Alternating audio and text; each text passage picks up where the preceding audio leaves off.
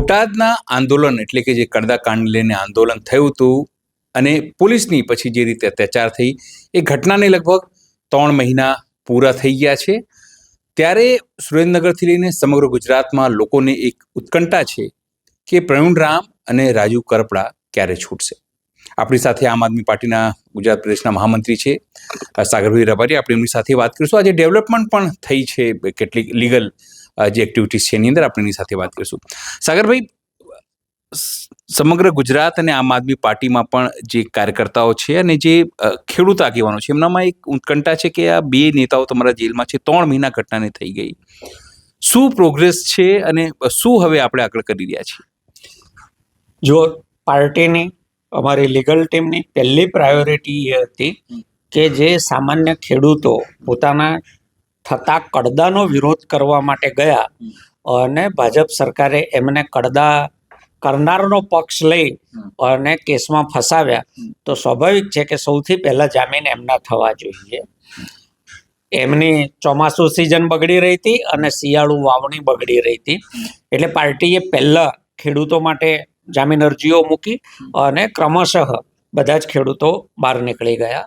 કેટલાક ખેડૂતો નહોતા પકડાયા, 4 ખેડૂતોના પાછળથી નામ ઉમેરાયા FIRમાં. તો બાકી હતા જે લોકો પકડાવાના એમના અમે આગોતરા જામીન મૂક્યા. એમના આગોતરા જામીન કોર્ટમાં મંજૂર થયા, પછી અમે નેતાઓના જામીન મૂક્યા. નેતાઓના જામીન સેશન્સ કોર્ટે નામંજૂર કર્યા. 90 દિવસ પોલીસને સમય હોય છે, જેમાં 10 વર્ષ કરતાં વધારે સજાની જોગવાઈ હોય FIRમાં, તો એમને 90 દિવસ સુધી ચાર્જશીટ કરવાનો સમય મળે છે. એટલે એ પહેલાં અમે સેશન્સમાં મૂક્યા, સેશન્સે રિજેક્ટ કર્યા, હાઈકોર્ટમાં અપીલ કરી. હાઈકોર્ટમાં આ 20 તારીખે એની મુદત હતી. ઇન બિટવીન 9મી તારીખે 10મી તારીખે એમના 90 દિવસ પૂરા થતા હતા. 9મી તારીખે એ લોકોએ ચાર્જશીટ રજૂ કર્યું.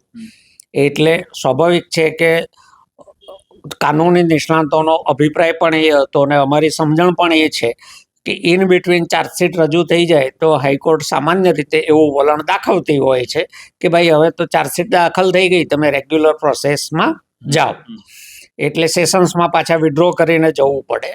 એટલે 20 તારીખ સુધી રાહ જોવી ન પડે એટલા માટે અમે એપ્લિકેશન મૂવ કરી, વિડ્રો કરવાની પરમિશન માંગી. આજે ઘટના કરી. આજે શું થયું છે એકચ્યુઅલી? આજે હાઈકોર્ટમાંથી રાજુભાઈને એમની એપ્લિકેશનો વિડ્રો કરવાની હાઈકોર્ટે પરમિશન આપી દીધી. એ ઓર્ડર લઈ લીધો. એ ઓર્ડર સાથે આવતીકાલે અમે બોટાદ કોર્ટમાં એ રજૂ કરે નવી રેગ્યુલર જામીન અરજી ફાઇલ કરીશું બધા જ ખેડૂતોની. એટલે હવે સેશન્સ કોર્ટમાં એમની સુનાવણી થયા પછી સેશન્સ કોર્ટ જે બી ચુકાદો આપે તે, જો એમને જામીન થઈ જાય છે તો એ ત્યાંથી આ અઠવાડિયામાં જ મોટે ભાગે છૂટી જવા જોઈએ. ઇન કેસ, કારણ કે એમાં જૂની 309 હત્યાના પ્રયાસની કલમ લગાવેલી છે, જે ક્યાંય કોઈ કાળે લાગવી ન જોઈએ આવા કિસ્સામાં, છતાં ભાજપ છે, બધું કરી શકે, સત્તા છે, એટલે સત્તાનો દુરુપયોગ કરી અને આ કલમ દબાણમાં લગાવડાવે છે. તો અમે હાઈકોર્ટમાં આવીશું. હાઈકોર્ટમાંથી તો અમને પૂરેપૂરો વિશ્વાસ છે કે જામીન મળી જવાના છે. ખાસ કરીને જે કાલે તમે મૂકવાનો છો, તો શું એમાં નિષ્ણાત વકીલ આપણા જે ગોપાલભાઈ જાતે આગળ જતા હતા એ લોકો કઈ જવાના છે કે આપણે કોઈની બીજી નિષ્ણાતની ટીમો ત્યાં જવાની છે? ગોપાલભાઈ પહેલા ધારાસભ્ય નહોતા, એટલે એમની પાસે પૂરો સમય હતો. ધારાસભ્ય થયા પછી સ્વાભાવિક છે કે વિધાનસભાની જવાબદારીઓ અને મત વિસ્તાર પાછો ખાસો દૂર છે, એટલે અહીંયા જે સમય લાગે એના કરતાં આવવા જવામાં જ ઘણો બધો સમય એમનો વેડફાય. ઉપરાંત આ કેસની, ખેડૂતોના મુદ્દાની ગંભીરતાને ધ્યાનમાં રાખીને અમે હાઈકોર્ટ અને સુપ્રીમ કોર્ટના સિનિયર વકીલોની આમાં સેવાઓ લઈએ છીએ. એટલે હાઈકોર્ટમાં હોય ત્યારે બી વિક્રમ ચૌધરી જેવા સિનિયર એડવોકેટ વિડીયો કોન્ફરન્સથી દલીલો કરે છે. જ્યારે બોટાદમાં પણ જામીન અરજીઓ બધાની એકસાથે હતી ત્યારે પણ સુપ્રીમ કોર્ટના સિનિયર લોયરને, કારણ કે ત્યાં નેટવર્કના આગલી મુદતે પ્રોબ્લેમ થયા હતા, એટલે અમે એમને રૂબરૂ અહીંયા લાવ્યા હતા. એટલે અમે સારામાં સારા સિનિયર વકીલોની સેવા ખેડૂતો માટે લઈ રહ્યા છીએ અને ખેડૂતો માટે સિનિયર વકીલો સેવા આપી રહ્યા છે. એટલે અમે વકીલોના પણ આભારી છીએ, ખેડૂતોના તો ઋણી છીએ જ, વકીલોના પણ આભારી છીએ. આ સમગ્ર ઘટના અને 3 મહિનાનો સમય અને સીધી રીતે વાત કરીએ તો કેવી રીતે તમે જુઓ છો ખેડૂત આગેવાન તરીકે અને પોલિટિકલ લીડર તરીકે પણ? પોલિટિકલ લીડર, ખેડૂત આગેવાન, એ ઉપરાંત એક નાગરિક તરીકે પણ કહું કે સત્તાનું દિગંબર નાચ કેવો હોઈ શકે એ આખી ઘટનામાં દેખાય છે. સરકારની આમાં શું ભૂમિકા હોય, કાયદેસર સરકારની ભૂમિકા શું હોવી જોઈએ? તો સરકારની ભૂમિકા એ જ હોવી જોઈએ કે જ્યારે કડદાની ફરિયાદ મળે છે, ખેડૂતો એપીએમસીમાં જઈને વિરોધ કરે છે, તો બંને પક્ષોને સાથે બેસાડી અને સરકારના નિયમો છે, સરકારના નિયમોનું પણ ઉલ્લંઘન થઈ રહ્યું હતું, તો પેલા લોકોને કડક સૂચના આપીને એ નિયમોનું પાલન કરે અને કડદો ન થાય એ સુનિશ્ચિત કરવાનું હતું.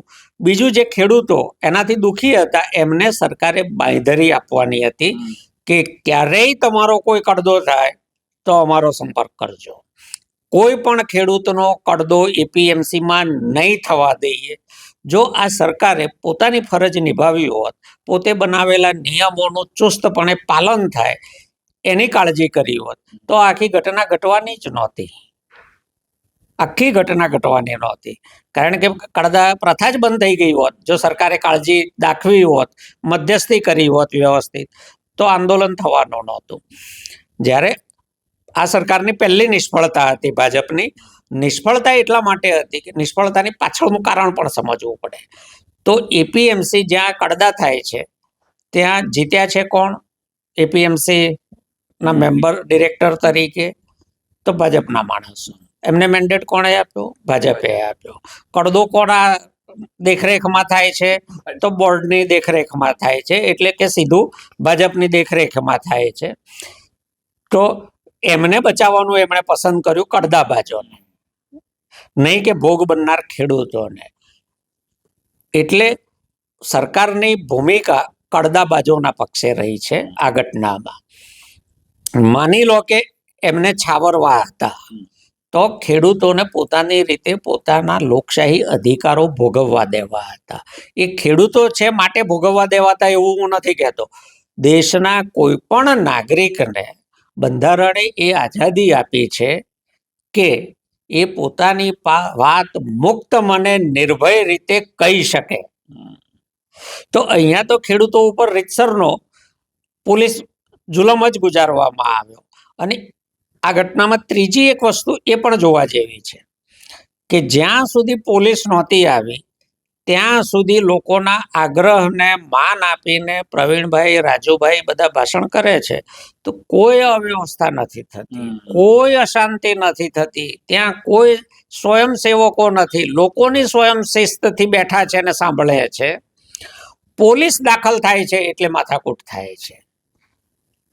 તો એનો મતલબ કે જો પોલીસ આવી જ ના હોત ત્યાં, તો આ લોકો સભા કરીને ભાષણ સાંભળીને વિખેરાઈ જવાના હતા. પણ સરકારને પણ ક્યાંક ને ક્યાંક કદાચ રસ હતો કે આવું કંઈક થાય તો એમને સત્તાનો દુરુપયોગ કરવાની તક મળે. જો શાંતિપૂર્વક સભા વિખેરાઈ જાય તો એ પોતાનો પાવર, ભાજપ બોટાદના નાગરિકો ઉપર પોતાનો પાવર કેવી રીતે બતાવી શકે. આમાં જુઓ, આઝાદી પહેલાનો અને આઝાદી પછીનો. આઝાદી પહેલા આપણા જે સ્વાતંત્ર્ય સેનાનીઓ અહિંસક રીતે આઝાદી માંગવા નીકળતા હતા, એમને દંડા કોણ મારતું હતું? અંગ્રેજો નહોતા, પોલીસ જ હતી. આપણા જ લોકો હતા, પણ પાવરના ગુલામ હતા. એટલે આપણા જ લોકો આપણા લોકોને દંડા મારતા હતા અને આપણા જ લોકોએ એ વેઠ્યા અને આઝાદી લીધી. આઝાદીમાં શું ફેર પડ્યો? જુઓ, એ વખતે પણ પોલીસ સત્તાના કહેવાથી નાગરિકો ઉપર જુલમ ગુજારતી હતી. આજે પણ પોલીસ સત્તાના કહેવાથી નાગરિકો ઉપર જુલમ ગુજારે છે. તો ફરક શું પડ્યો? શેની આઝાદી? ફરક એ પડ્યો છે, જનરલ ડાયર ઉપર પણ વ્યવસ્થા એ વખતે પણ હતી. જનરલ ડાયર ઉપર પણ ઇંગ્લેન્ડમાં કેસ ચાલેલો, કારણ કે એણે બળ પ્રયોગ કર્યો હતો નિર્દોષ નાગરિકો ઉપર. ફરક એ પડ્યો કે જનરલ ડાયર ઉપર કેસ ચાલે છે, પણ અહીંના એસપી ઉપર કેસ ચલાવવાની આ સરકારની ત્રેવડ નથી. એટલે અંગ્રેજો કરતા પણ બદતર માનસિકતા ભાજપની છે. આ મને કોઈ તારણ પૂછે કે શું તમને આમાં દેખાય છે, તો આપણે ગુલામીમાં જે સ્થિતિમાં હતા એના કરતાં ભાજપના રાજમાં એક પગથિયું વધારે નીચે ઉતર્યા છીએ. જનરલ ડાયર ઉપર કેસ ચાલતા, કોઈ અંગ્રેજ અધિકારી જુલમ ગુજારે તો એની ખાતાકીય તપાસ થતી, એની સામે પગલાં લેવાતા હતા. આ બધું રેકોર્ડેડ છે. ભાજપ જ્યારથી ગુજરાતમાં આવ્યું છે ત્યારથી પોલીસ અધિકારીઓ બેફામ છે. એમને બિલકુલ આમ નિશ્ચિંત છે કે અમને અમારો વાળ વાંકો નથી થવાનો. અને એટલે કારણ ભાજપને એ એટલા માટે જોઈએ છે કે એની માનસિકતામાં રાજાશાહી છે, આપખુદશાહી છે, સરમુખત્યારશાહી છે.